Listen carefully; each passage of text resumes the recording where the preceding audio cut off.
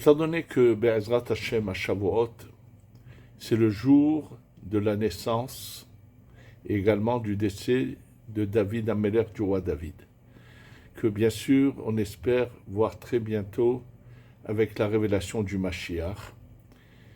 Et je pense qu'à travers ce que je vais vous raconter sur la vie du roi David et ce qu'il attend avec la révélation du Mashiach, des choses écrites, ce n'est pas des suppositions, c'est noir sur blanc, que Be'ezrat Hashem, ça va donner beaucoup de courage à beaucoup de personnes qui passent des moments difficiles et que Be'ezrat Hashem, grâce à ce mérite inimaginable du roi David, comme on va le voir, ça peut changer le cours des choses. C'est pour ça que c'est très connu qu'en lisant les Tehillim, on arrive à changer le cours des choses.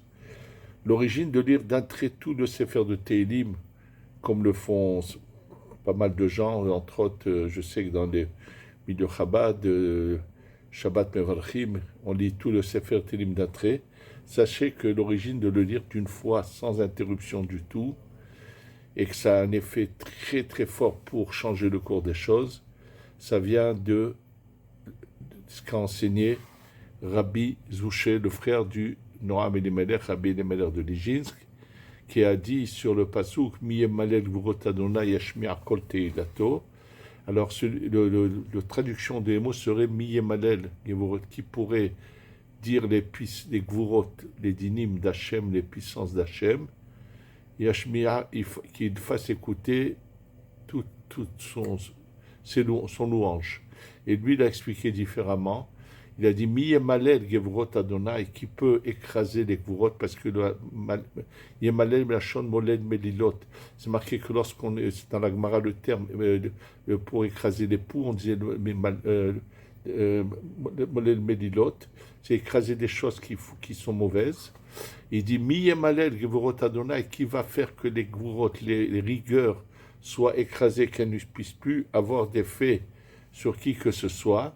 Yashmi'a Kol Teilato, il lira le livre de Tehillim en entier, et ça enlèvera le digne de la personne. Alors, d'où vient ce pouvoir des écrits du roi David, puisque la majorité des Tehillim viennent du roi David, bien sûr. Et on va le voir à travers cette vie très terrible qu'il a eue, pas seulement sa vie, c'est depuis sa naissance. Et celui qui veut le savoir, c'est même avant sa naissance. En fait, on ne connaît pas son épisode dans le monde du Tohu, mais il a un épisode très particulier.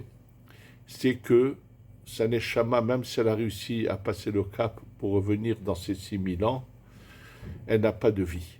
Et il a fallu que ce soit Adam Arishon va lui donner 70 ans de sa vie, en voyant que cette âme, c'est une âme particulière, mais qui n'a pas de vie. Et tout ça, c'est sûr, c'est des choses qu'il faut comprendre.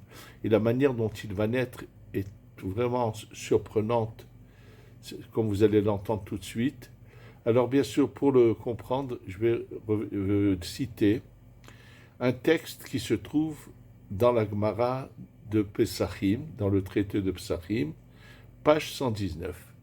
Et en fait, il y a deux passages, un qui se trouve au premier côté de la page, c'est celui dont je vais vous parler tout de suite, et là, comprendre comment sa venue au monde a été, avec combien de souffrances toute sa vie. Et là, l'autre côté de la page, c'est la révélation de la Gemara, pour nous révéler que lorsqu'il va bientôt se révéler et qu'il va se passer un grand événement où va être fini les souffrances de tout le Ham Israël, par qui vont passer cet adoucissement des rigueurs, ce changement de toutes les gvurot, les dinim qu'il y a sur les gens, de toutes ces rigueurs, c'est par le roi David. C'est lui qui va être l'intermédiaire d'Akadosh Baruch Hu pour révéler, pour faire ce travail extraordinaire, que la vie de tout le monde va changer grâce à lui. Alors on va commencer d'abord par son existence, sa vie à lui, personnelle. Comment il est né? Alors pour savoir comment est né le roi David, je vais vous citer des paroles de la Gemara. Il y a un passage dans les Tehillim qu'on lit très fréquemment puisqu'il se trouve dans le Hallel. Le Hallel, nous le lisons à tous les Rosh Chodesh, le soir de Pessah, le premier jour de Pessah, tout Pessah, à Sukkot. Et il y a un passage que tout le monde lit, connaisse, qui est même très chanté dans le Hallel, mais on va avoir une grande surprise. C'est que ce passage, on va voir que chaque verset, c'est quelqu'un d'autre qui l'a dit. Je vais commencer. De quoi il s'agit? À un moment, dans la fin du Hallel, on a le verset suivant. Odecha ki anitani vatehili lishua. Odecha, je vais te remercier, je vais te louer, Hachem.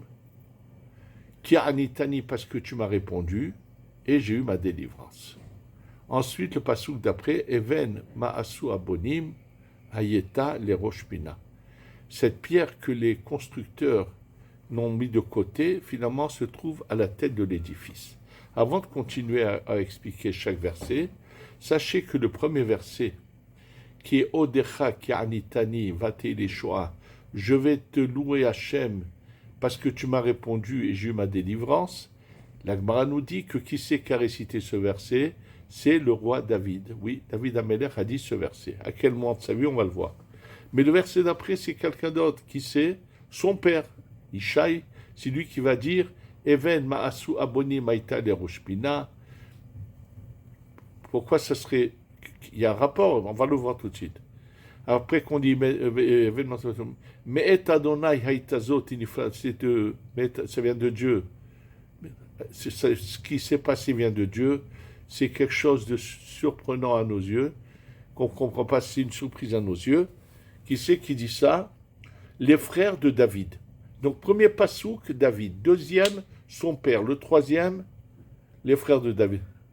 Zeayom asa Adonai nagila venis bechabot. Tout ça, c'est les mots d'Agmara. Zeayom, c'est le jour qu'a fait Dieu. On va se réjouir. Qui c'est qui a dit ce passouk? C'est Shmuel Hanavi, oui, le prophète Samuel qui a dit ce. Alors regardez, on est dans un texte, premier passouk, David, deuxième, son père, troisième, ses frères, quatrième, le Shmuel Hanavi. Ensuite, Ana Adonai Oshana, c'est de nouveau les frères qui vont le dire. S'il te plaît, Dieu, délivre-nous. Ana Adonai Atzlechana, s'il te plaît, Hachem, fais-nous réussir, c'est David qui le dit. Baruch haba beshem Adonai, c'est Ishaï. Et ainsi de suite. Je vous dis, c'est la Gemara, jusqu'à la fin, chaque fois nous dit qui a dit ce passou. Bien sûr que c'est quelque chose qui est une sorte d'incompréhension totale. Alors celui qui, bien sûr, qui nous a révélé le code qui est caché derrière tout cela, c'est le Chida, et c'est grâce à cela qu'on va connaître un peu la vie très perturbée, depuis la naissance très perturbée de David Amelech. C'est pas que sa naissance, puisque je vous ai dit que on va essayer de voir ce qui s'est passé avec lui dans le Olamatou, comment sa Neshama a été faite prisonnière dans ce monde antérieur à la création. Et là, on va en parler un peu. En fait, Yishai, le père de David, est un descendant qui est son aïeul, de son arrière-grand-mère, c'est Ruth à Moavia.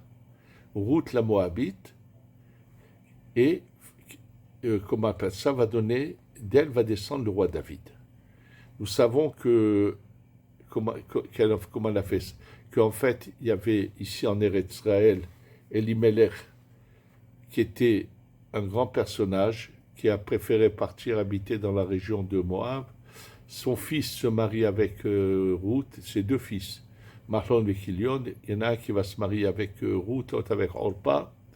Et Hachem, bien sûr, va punir Elimelech qui a quitté Eretz Israël, et ainsi que ses garçons. Et finalement, Naomi, la femme de Elimelech, revient en Eretz Israël. Et là, Ruth continue sa conversion jusqu'au bout, alors que Orpa, malheureusement, va retourner à son idolâtrie. Et pas étonnant que plus tard, le descendant de Orpa, qui est Goliath, va se retrouver face à face avec le roi David, qui va avoir le dessus sur lui. Absolument. En tous les cas, donc, l'histoire de Ruth, qui va finalement, Boaz va l'épouser le dernier jour de sa vie. C'est un vieillard, il a vécu 400 ans, c'est un vieillard, qu'il apprend, qui va faire la mitzvah de Yiboum, et en faisant cette mitzvah, il va s'accoupler à elle le jour avant de quitter ce monde, elle va tomber en grossesse, et d'elle va avoir des enfants jusqu'à qu'arrive le roi David, mais le père du roi David, c'est Yishai.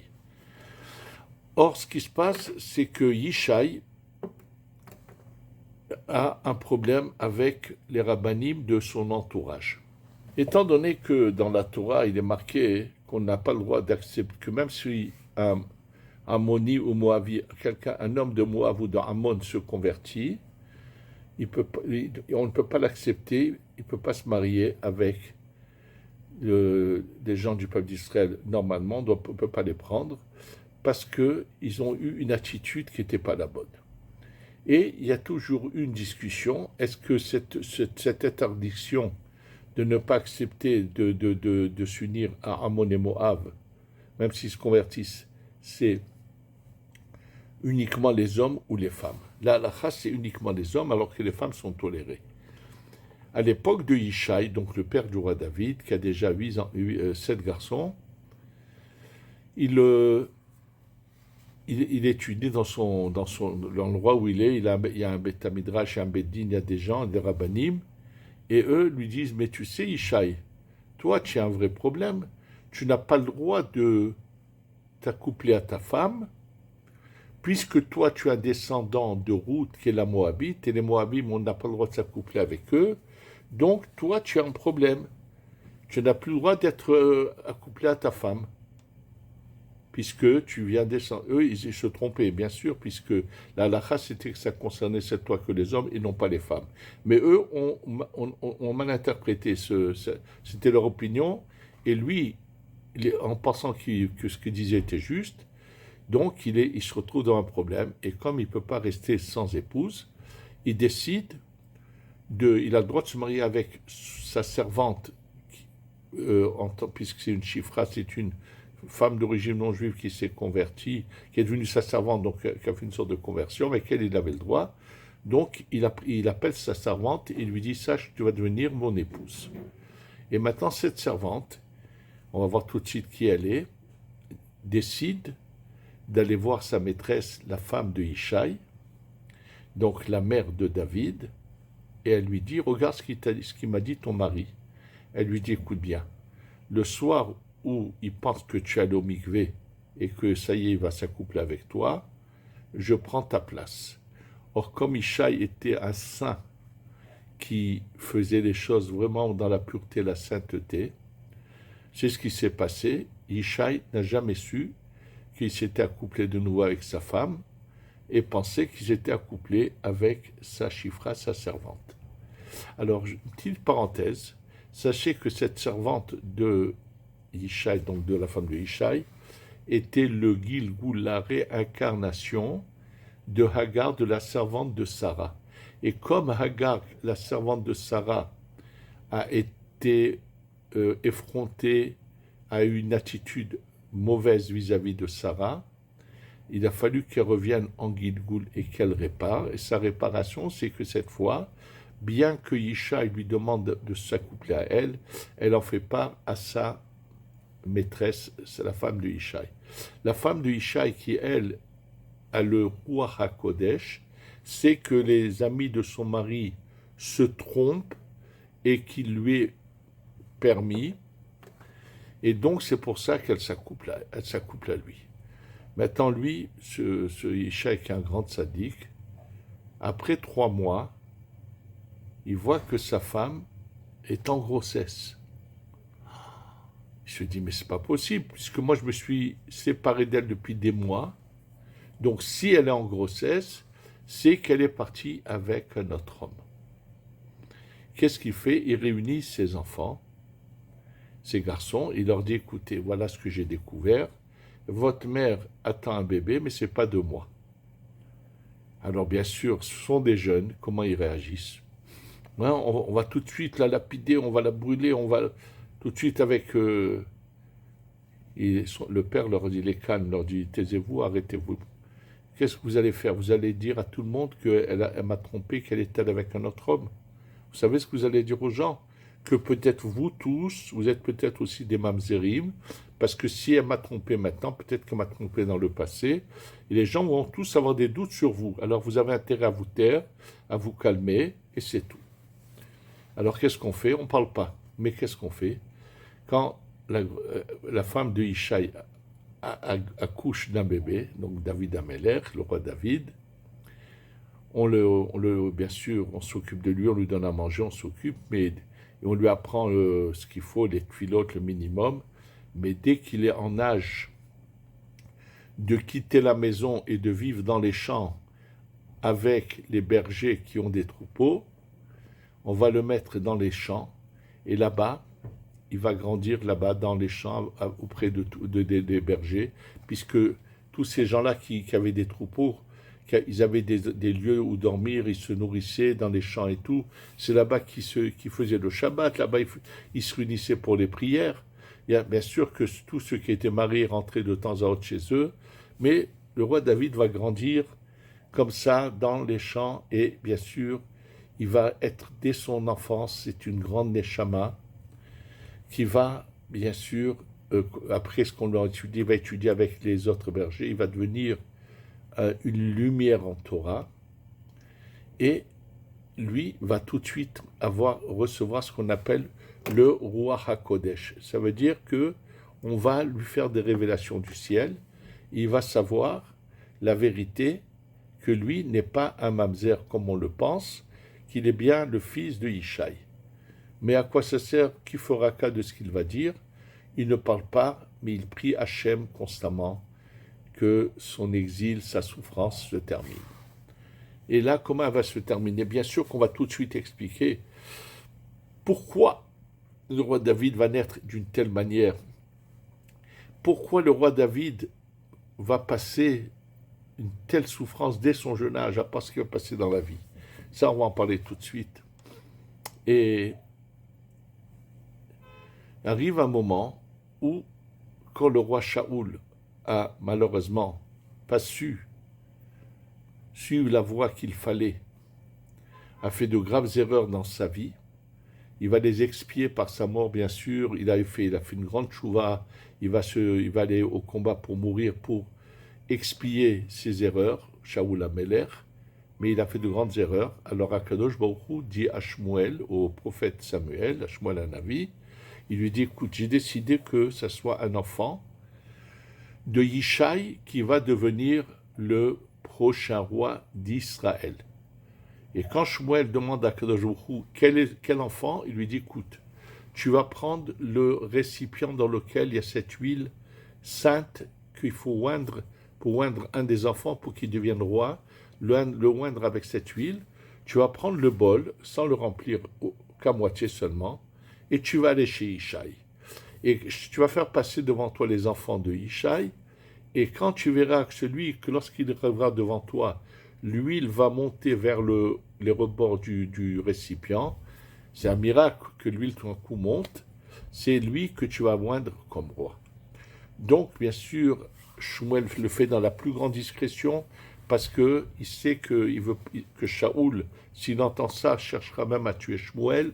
Il s'est passé des choses terribles avant que, malheureusement, Shaoul quitte ce monde. C'est pour ça qu'après, il va combattre David, comme on va le voir. Combien de moments durs il va subir avec Shaoul, à part ses souffrances qu'il a dans son enfance.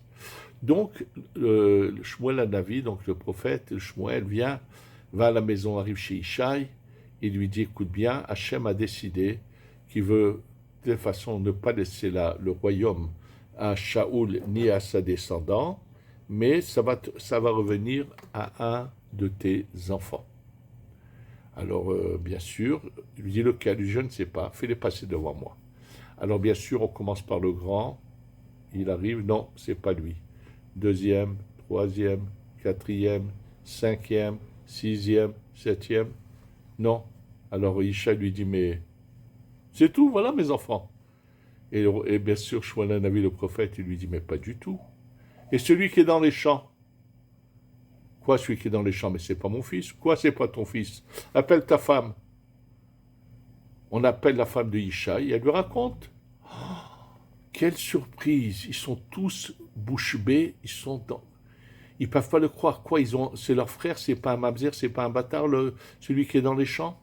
Et non, ils découvrent avec des années de retard, combien d'années, que celui qu'on a mis de côté, qui a subi les humiliations lorsqu'il venait chez lui, puisqu'il venait comme si c'était le mamzer de qui on a pitié, donc qui n'est pas leur frère, ni le fils de Ishaï, qui a subi les plus grands affronts, souffrances, tout ce que vous voulez, qui était constamment dans les champs, et on va le chercher, et on lui annonce la nouvelle, et quand il arrive, bien sûr que dès qu'il s'approche du chamois d'un avis du prophète Samuel, lui il monte, et il est loin pour devenir roi. Et là, enfin, la souffrance, ces années de combien de prières, combien de pleurs, combien d'années a passé David avant de cette révélation? Et qu'est-ce qu'il va dire tout de suite? Odecha ki hanitani. Je vais te louer Hachem, tu m'as répondu, comme je t'ai demandé de leur faire savoir la vérité, que je ne suis pas un mamzer, que je suis le fils de Ishaï. Va Teili l'Ishua, enfin ma délivrance est arrivée. Et bien sûr, Ishaï qui découvre qu'il a un enfant qu'il ne pensait pas avoir, qu'est-ce qu'il dit?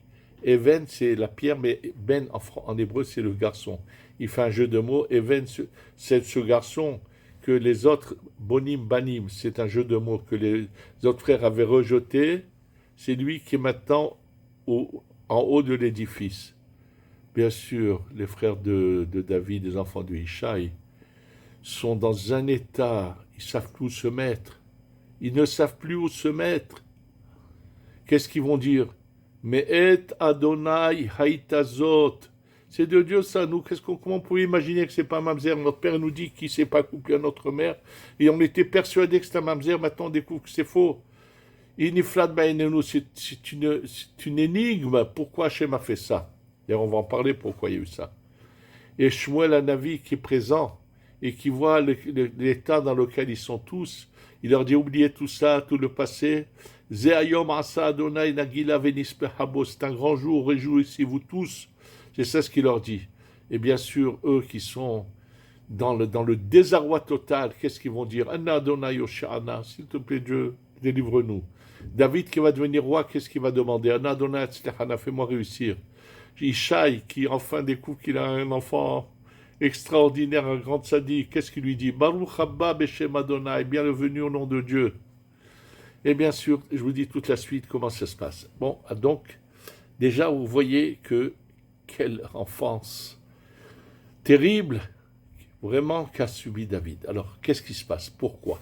Il faut savoir que il y a des neshamot qui étaient de grandes neshamot, mais comme on ne connaît pas tous les secrets de cette période qu'on appelle le monde du Tohu, puisque le Rabbi Shimon ben Yochai, qui connaissait cette période dans les détails, qui l'a enseigné à ses élèves, décide de ne plus en parler, mais de parler que de la réparation. Il le dit au début de la Hydra, où il dit jusqu'à quand on va parler de cette période? Maintenant, on va parler de réparation. Donc, le Zohar nous révèle surtout des réparations, mais il y a des grandes neshamot, comme celle de Avraham Avinu, qui aussi va devoir venir d'une manière terrible, parce que, en fait, ces grandes neshamot, les forces du mal de la Sitra Ahara, ne veulent pas que ces âmes viennent dans le monde, parce qu'ils savent que par ces âmes, si elles viennent et qu'elles réussissent, elle va les détruire à la Sitra Ahara et va faire que la réparation et la lumière se propagent. Ça a été le cas d'Abraham qui va devoir venir dans une union où sa mère, Amtalei Bat Karnavo, va le concevoir quand elle est Nida. Et lorsqu'elle va faire tchouva, elle va revenir en Gilgul chez Dina, qui sont les lettres de Nida.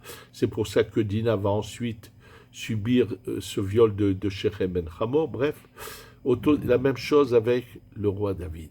C'est une grande neshama.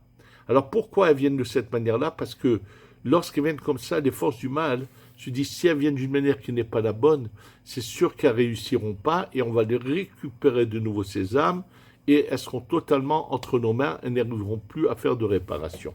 Ce n'est pas vrai pour le roi Avraham Avinu qui a réussi à sortir de tout cela et devenir ce qu'il est devenu. Et ça va être pareil pour le roi David. Mais le roi David, en plus, comme je vous l'ai dit, il n'a même pas de vie. Ça veut dire qu'il y a un gros problème dans ce... Qu'est-ce qu'il a passé comme épreuve? Qu'est-ce qui s'est passé avec lui? Pourquoi il va devoir subir tout cela? Mais en tous les cas, il vient d'une manière... Parce que, étant donné que lorsqu'un homme qui a deux épouses va avec une en pensant que c'est l'autre, l'enfant va naître avec un défaut qui s'appelle Ben Temura. Donc, quelqu'un qui a un défaut, il aura des mœurs, il aura des envies d'aller vers d'autres femmes, il aura de mauvaises choses en lui. Et c'est pour ça que le roi David va naître il va devoir faire un combat toute sa vie contre le Yetzerara, parce que lui, il va naître déjà à la base avec un problème qui le pousse vers le mal. D'ailleurs, il va le dire, Ubhet yehematni imi. Par la faute que m'a causé ma mère, ça veut dire, puisqu'il y a eu ce changement, c'est pour ça qu'il a un tel combat. C'est pour ça qu'Hachem dit à Shaoul, toi Shaoul, tu es né d'une neshama pure qui n'avait aucun problème, et tu as quand même fait des erreurs. Même une erreur à toi, je ne l'accepte pas. Le roi David, s'il fait des erreurs, mais c'est la chose la plus normale, il n'en a pas fait beaucoup, on parle de 2 erreurs, c'est une qui est considérée comme 2. Le roi David, c'est un combat qui va mener toute sa vie contre le Satan. Oui, il va constamment combattre, il va réussir. Et il va tellement réussir qu'il va, malgré toutes les souffrances, et combien il en passe, que son fils Avshalom, qui va vouloir prendre son trône, qui va aller prendre ses concubines, certaines de ses femmes, va les prendre. Combien de fois, d'abord poursuivi et persécuté par Shaoul qui cherche constamment à le tuer. Et d'ailleurs, même quand il lui donne sa fille, ce qui n'a pas été une bonne chose pour le roi David, quand il a pris Michal, le Zohar dit que Bathsheba, qui avait d'abord été chez Uriah avant de devenir la femme de David Améler, était la destinée authentique du roi David. Mais comme le roi David a fait l'erreur de prendre Michal, la fille de Shaoul, ce jour-là, Hachem a donné la destinée de David à un autre homme, bien qu'il n'a pas eu de relation avec elle, mais elle était chez un autre homme avant que Uriah meure et qu'elle revienne à David.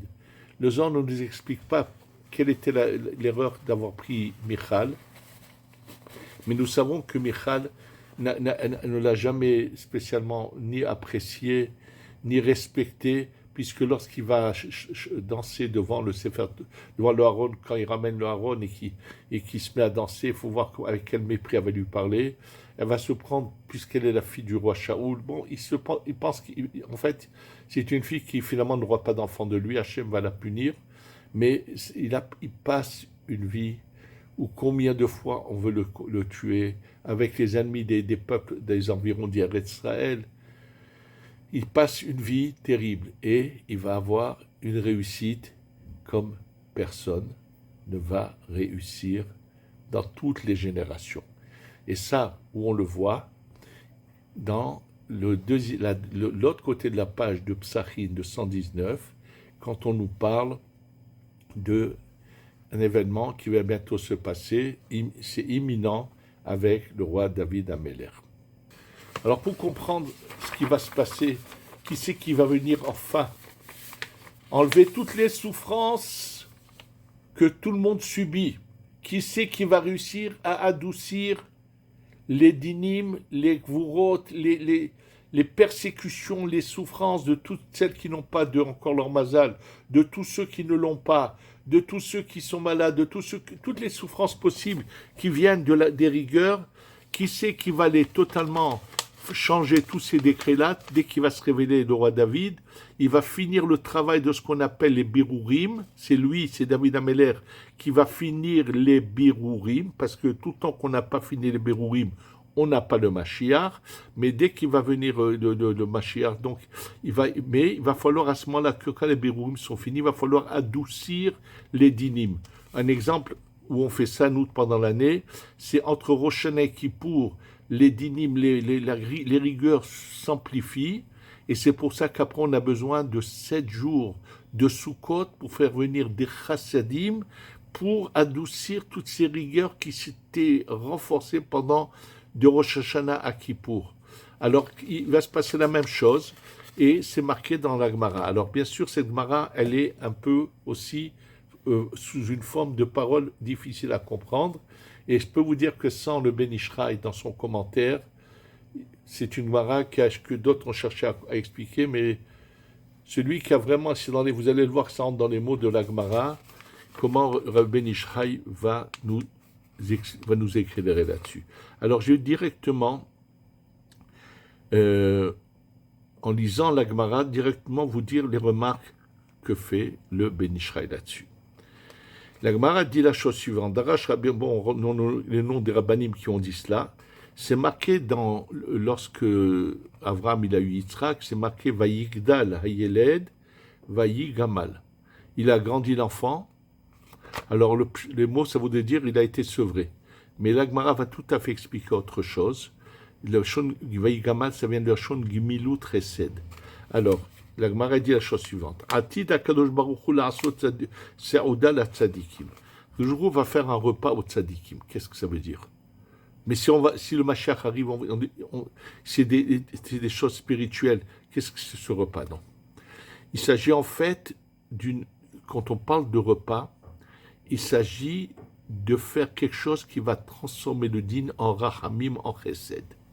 Et c'est marqué, quand est-ce qu'il va faire ce repas? Biyom, le jour, Shigmal Hasdo, les Ar'o chez Yitzhak, le jour où il va répandre son chesed, sa bonté, à la descendance de Yitzhak. Pourquoi descendre Yitzhak? Il dit le Ben Ishraï. Ça veut dire à tous ceux qui sont dans les dinim, dans la souffrance, puisque Yitzhak c'est Midat Hadin. Donc c'est pas marqué dans la descendance d'Avraham, mais c'est marqué dans la descendance de Yitzhak. Ça veut dire qu'il va y avoir un rassemblement pour finir l'adoucissement, que c'est fini. Ceux qui ont souffert vont tout d'un coup voir un bonheur inimaginable venir vers eux. Et là, Gemara continue. Après qu'ils aient mangé et bu, il faut savoir que lorsqu'on mange et qu'on, avec nos dents, on écrase la nourriture, il faut savoir qu'on est en train de sortir les birourim, les étincelles de lumière de la matière. Pareil avec la boisson. Donc c'est pour ça. Et là, qu'est-ce qu'on va faire? Notim le Avraham Avinu, kos shel bracha levarer.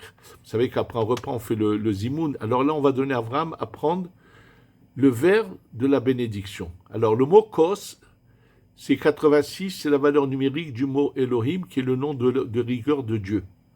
Et ce qu'il y a dans le vin qui est à l'intérieur, c'est bien que c'est du vin, mais c'est les bonnes gourottes qui vont adoucir les gourottes qui sont dures. Donc on va demander à Avraham, toi maintenant, fais la finalité de l'adoucissement des rigueurs. Donc la vracha levarer. Et qu'est-ce qu'il leur répond? Vomerlam, il répond à Avraham, Eni mevarer. Je ne peux pas le faire, Shiatsa mimeni Ishmael. Étant donné que de moi est sorti un personnage comme Ishmael, qui a persécuté, qui a amplifié le mal sur le Ham Israël, et on le voit aujourd'hui avec le Hamas, le Hezbollah, l'Iran, tout ça c'est Ishmael, cette vermine et cette sale race qui vient de Ishmael.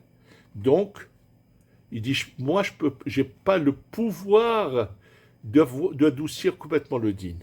Alors, si je vous dis tout ça avec l'explication du Ben Ishraï, on va le dire à Yitzhak, on lui demande, et il va dire, Eni mevarer, je ne peux pas. Pourquoi est sorti de moi Esav? Est sorti de moi Hitler et tout. Esav, c'est l'Occident. Tous ceux qui ont persécuté le peuple d'Israël. Donc, à cause de ça, je n'ai pas le pouvoir de finir l'adoucissement du din. On le dit à Yaakov, il répond, je ne peux pas faire la bracha, parce qu'étant donné que j'ai pris deux sœurs de mon vivant, et puisque la Torah interdit de prendre deux sœurs en même temps, ça veut dire que j'ai fait quelque chose qui empêche que le din soit adouci par mon intermédiaire. On va demander à Moshe Rabbeinu, et il va dire, écoutez bien ce qu'il dit Moshe Rabbeinu. Vous savez pourquoi je ne peux pas finir le travail de l'adoucissement, Moshe Rabbeinu? Je pense que cette phrase que vous allez entendre devrait vous envoyer un message très clair à tous ceux qui habitent en dehors d'Eretz Israël. Shelo zachiti likanes le Eretz Israël behayai velo memoti. Je n'ai pas eu le mérite de rentrer en Eretz Israël, ni de mon vivant, ni après ma mort. À cause de cela, puisque Eretz Israël, c'est la Malchut, la Shekhinah, qui a souffert avec le Ham Israël, je ne peux pas finir le tikkun de la Shekhinah, lui enlever toutes ses rigueurs et ses dinim, étant donné que je ne suis pas vu rentrer, la construire en rentrant en Eretz Israël. Oui, je pense que cette phrase devrait interpeller beaucoup de gens qui ont la possibilité de venir et qui ne le font pas. Alors, finalement, on va dire à Yoshua, on va demander à Yoshua de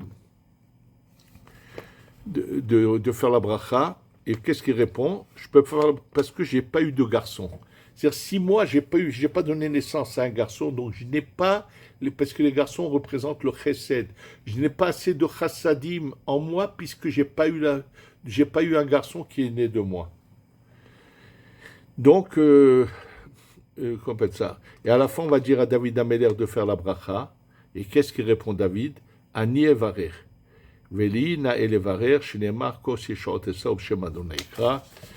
c'est moi, en fait, il n'y a pas eu quelqu'un comme David qui a autant combattu pour réparer la Shekhinah, qui a toute sa vie s'est sacrifié, a fait des efforts inimaginables. D'ailleurs, c'est lui, c'est le plus grand de ce qu'on appelle le roi HaKodesh, c'est comme une prophétie que lui a acquis.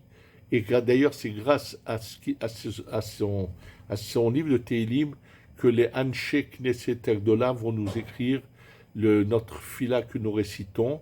La Gemara dans Masechet Brachot explique d'où ils ont sorti, de quel passage des Tehillim ont puisé dedans le roi HaKodesh des Anshe Knesset Agdola pour nous écrire la fila. Et voilà, et David Améler qui va se battre pour Eretz Israël toute sa vie, qui va faire de tout, qui va mettre les bases du Beth Amikdash, et c'est lui qui bientôt arrive et nous enlève, transforme notre vie, et surtout tous ceux qui auront souffert vont avoir enfin un bonheur sans pareil, comme ça a été finalement le cas de David Améler, qui finalement devient à la tête de l'édifice. Il a la malchoute, la dernière spira, il monte à la tête de l'édifice, puisque qui sait qui va finir le travail des Birurim, de l'adoucissement du din, c'est David Améler. Alors, nous approchons donc à quelques jours de Shavuot, on va tous essayer de lire des Tehillim, on va tous implorer Hachem pour que enfin cette révélation de David se fasse, que nous le voyons, et qui vienne adoucir et changer le malheur de chacun et emmène le bonheur à chacun. Que toutes celles qui sont de la source de la Shekhinah, qui ne sont pas encore mariées, et enfin leur David Améler. Que enfin, tous ceux qui n'ont pas encore trouvé la Shekhinah, leur Malchut, trouvent. Tous ceux qui sont dans la misère et leur bracha. Tous ceux qui souffrent de maladies ou de problèmes quelconques soient enfin délivrés. Et ça peut se passer à ce Shavuot qui est le jour de David Hamelech. D'ailleurs, ici à Yerushalayim, le jour de Shavuot, ils sont par milliers à aller à la tombe de David Hamelech. On va tous faire des efforts ensemble pour que David Hamelech se révèle à nous bientôt. Amen, ve Amen. Yerushalayim.